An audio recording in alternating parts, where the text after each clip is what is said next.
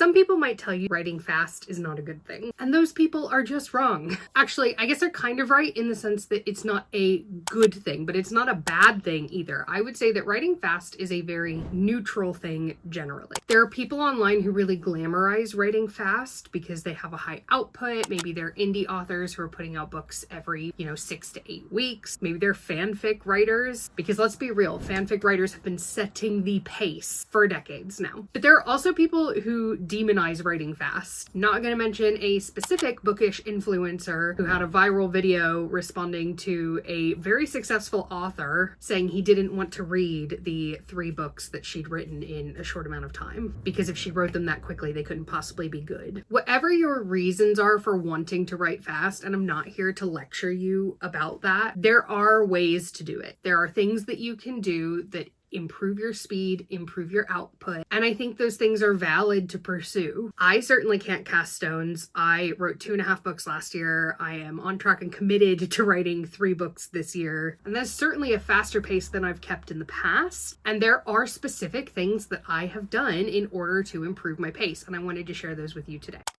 It's not a high glamour day. There's a hot water bottle down here that you can't see. The sweatshirt I'm wearing says the vibe is in shambles, because let's be honest, it is. I've spent the morning writing emails to and leaving messages for my representatives. I hope that you're not taking your privilege for granted either. Do something with it. Anyway, on to writing fast. The first question I want to ask is, what does writing fast mean to you? Now, the advice is going to be the same regardless of which of these you're thinking about, but I want you to be clear within yourself. Does writing fast mean when I sit down to write, I am struggling to write as many words in an hour or words in a writing session as I want to write? Or does writing faster mean how quickly you write a book? How quickly you finish a project? Like I said, the advice is the same for both of those, but I think it's useful to be specific with yourself about what it is that's frustrating you, what it is that feels like it's not working, because some of these tips you might lean into more than the others, depending on what writing fast means to you and what areas of your writing practice you're struggling with at the moment. And I've got 7 tips for you today. And the first one is I want you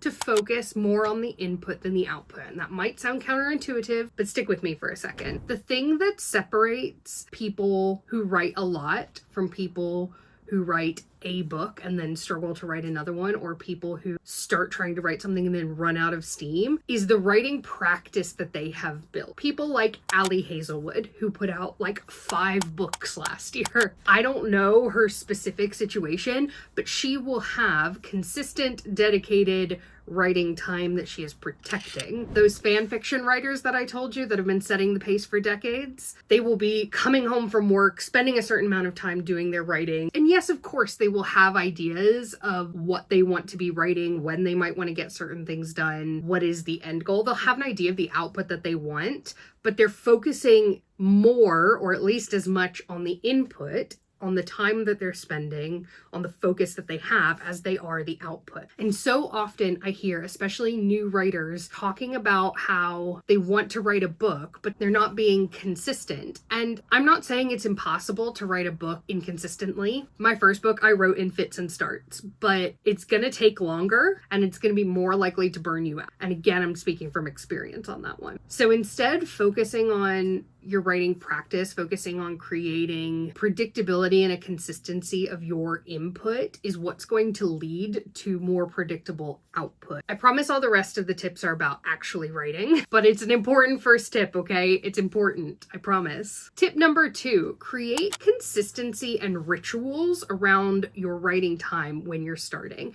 And this is a psychological truth that when we create sort of triggers and connections in our mind, we're forging these neural pathways that make them easier to travel in the future. Stephen King, in his book on writing, talks about how important it is to write at the same time in the same place every single time. I personally have found that can be helpful, but I also think that creating little rituals around when you're writing can be really useful too. I went through a period, for example, when I was working full time where I was writing in the evenings, and my writing ritual was very important because I was working from home in the same place I was doing my writing. So it wasn't just the place, and it wasn't even the time that was triggering my brain to be like, oh, it's writing time now. I would have these little rituals that I would do. I had a specific candle that I would light. I would turn on the fairy lights on my bookshelves behind behind me, and that would trigger my brain to, oh, it's writing time. And over time, you will find that it's actually a lot easier to get into the mindset and get into the flow of your writing earlier in your writing session when you have these rituals built up and when you're consistent with them. So that's my second tip, is to find a little ritual and try to have at least 2 or 3 different triggers that when combined really get your mind into the mode that it needs to be in. Tip number 3 is creating micro accountability. I've talked about this in videos before. When we talk about accountability, a lot of times we're talking about macro accountability, we're talking about deadlines, we're talking about accountability buddies, people that are asking you how it's going or asking to see your work. But in my experience, the stuff that actually moves the needle, the stuff that actually keeps you moving forward, is micro accountability. It is in the moment. What is going to make me do the work now? What is going to motivate me in the moment? This could be things like body doubling, going on writing sprints, writing alongside other people, letting them know what you're working on, and then they're going to ask you, hey, how'd you get on? How many words did you do? Did you finish that scene? Stuff like that. That micro accountability, I personally find really motivating. That's why almost every writing day that I have, I'm spending on writing sprints. Micro accountability can also be things like minimizing distractions, using apps on your phone that block ones that you might just scroll on. Could be using noise canceling headphones so that you have a little bit more privacy and focus.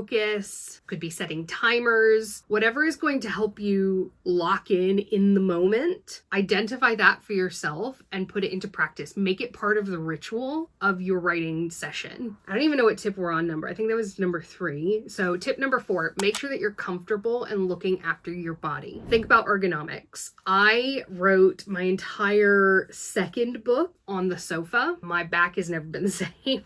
That's why I'm finding it so difficult to have this bed in my office right now, because it means that I'm not like ergonomically situated when I'm doing my writing. I have got the most ergonomic setup. I've got a desk that goes from sitting to standing. When I'm standing, I've got a wobble board. I've also got a walking pad. When I'm sitting, my chair has a lumbar support. It has a seat pad that's like for your coccyx. I'm super set up ergonomically, and it's really important to look after yourself, and that includes, you know, things like your wrists. Make sure you've got wrist rests, maybe look at an ergonomic keyboard, ergonomic mouse if you struggle with that, but also looking after your body in the sense of, are you hydrated? Are you fed? The reason why this is so important is because whilst writing is, I would say, more mentally exhausting than physically, it can take a real physical toll on your body. You really need to look after yourself, especially if you are spending time sitting and writing in addition to working a desk job. That's what I was doing for a long time. I would work from like 8 in the morning until 6 p.m. at my desk for a corporate job, and then I would write from like 6 to 8 or 6 to 9. So I was basically spending 13, 14 hours a day sometimes at this desk, not really moving. And so it was very important that I got comfortable and that I created a setup that wasn't going to wreak havoc on my body. This can improve your short-term productivity. It can make it so that in the moment you're more comfortable and therefore you're more able to stay in the flow because you're not distracted by like, oh, my lower back hurts. But also it's an important one for long-term productivity. You're not going to want to continue doing that thing that's causing you pain. Things like staying hydrated, being fed,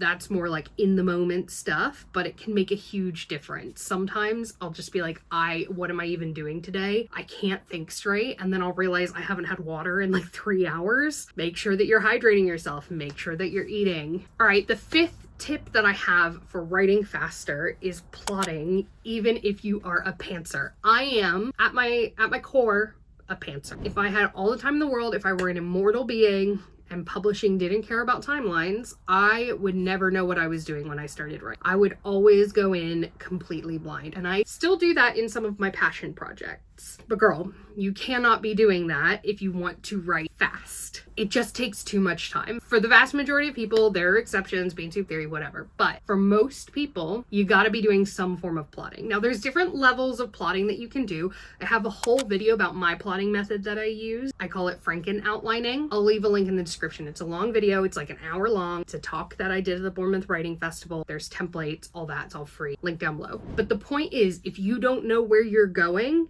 to wander on the way. You need some form of map. to where you're going. I've heard some people talk about minimal plotting in terms of lighthouses. So rather than knowing every step of the plot, you have your kind of key moments and you know everything you need to know about those key moments. This is these gestures. Oh my God. I'm trying to form a lighthouse here, but it's just, I'm sorry. You know everything you need to know about those key moments. You know who the characters are, what transformation they're undergoing, what the setting is, exactly what's happening in the story at that moment, but you might not know how those lighthouses connect necessarily. You just know what they are and in what order they sit within your story. And it means that you can start out just looking at your first lighthouse. How do I get from where I am now at the beginning, which you should have an idea of as well, to that first lighthouse?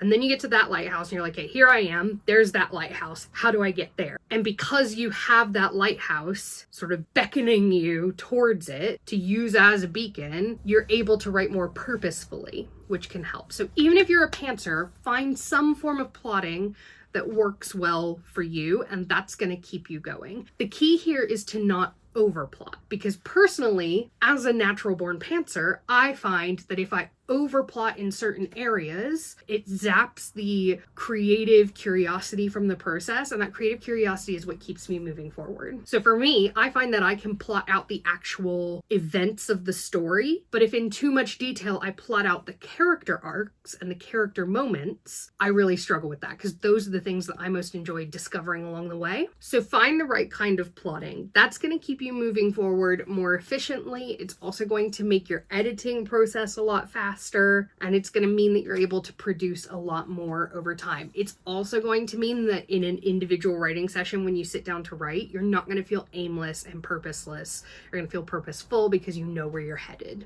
Speaking of editing, my 6th tip is to trust your future editor self. Especially when you're drafting, you have got to stop editing as you go. And this means a few different things. It's not just, oh, let me tweak that wording. It's truly embracing the idea of a vomit draft, of a first draft that no one is ever going to see. This means just making things up. If you haven't thought through something, just make it up. Don't stop to do research. Don't stop to check your notes. Don't make unnecessary journeys. Don't take risks on treacherous roads. Just put something in. Trust that your future editor self will catch it.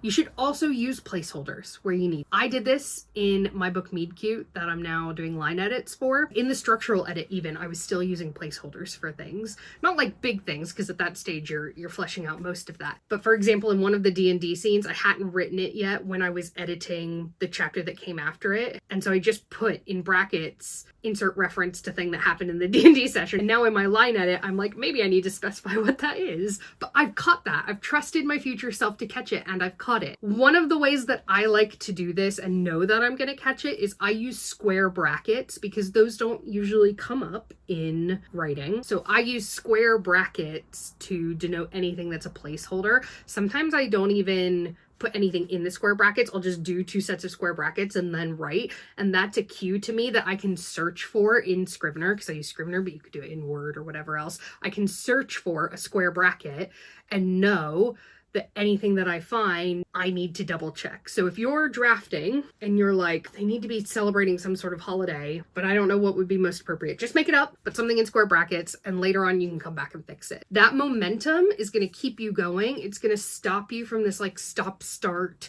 mentality that plagues a lot of drafters, and it's going to make it a lot easier to get things done sooner. And by the time you finish the story, you will have a lot more clarity on what that thing needs to be and if that detail is important than you did when you were in the moment writing it. So use placeholders, use them liberally, whatever you need to do to just keep you writing and stop you from pausing your work, going into another platform. Definitely don't go double back on yourself to change things.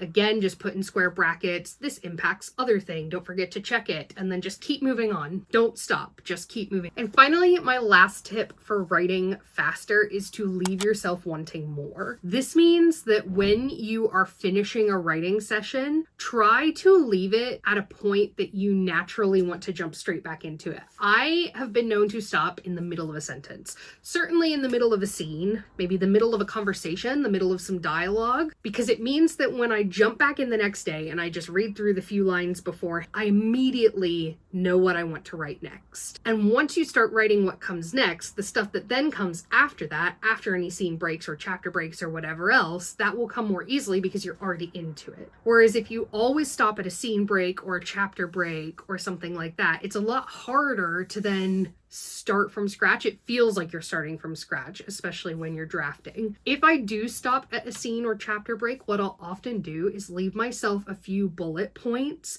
for the next section. Yes, plot bullet points, but also things like, what are the characters feeling like? How was I feeling when I was drafting? What is the level of emotion that I've left things off on? What feels most important moving into this next section? What expectations have I set? Leaving myself those kinds of bullet points gives me a starting point when I come back. So even if you can't stop off in the middle of something, at least give yourself material to work from the second that you come back. That's going to mean that you're spending less time just staring at the blank page wondering where to start. Those are the best tips I have for you. They're ones that I put into practice every single day. I'm using them right now because I'm working on 3 different projects at the moment. And we're going to get real deep into that because next week we are vlogging and it is going to be a fun one. We are using tarot cards to decide my writing week. I've put a lot of work into the setup for this vlog, so I'm excited to see how it turns out, and I hope that you are too.